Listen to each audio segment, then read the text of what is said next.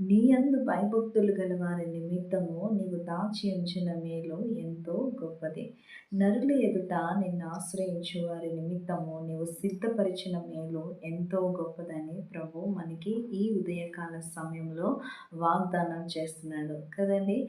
ఆయన యందు భయభక్తులు కలగని వారి నిమిత్తమంట ఆయన దాచి ఉంచిన మేలు ఎంతో గొప్పదైందంట.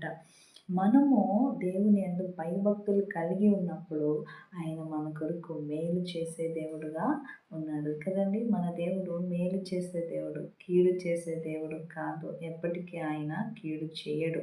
ఇంకా మనము ఎవరిని ఆశ్రయిస్తున్నాం? నరులు ఎదుట, మనుష్యులు ఎదుట మనం దేవుణ్ణి కదండి ఆశ్రయిస్తున్నాం.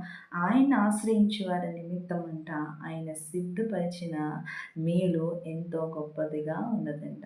మన కొరకు మేలు దాచి ఉంచాడు. ఆ మేలు గొప్ప మేలు, గొప్పదిగా ఉందంట.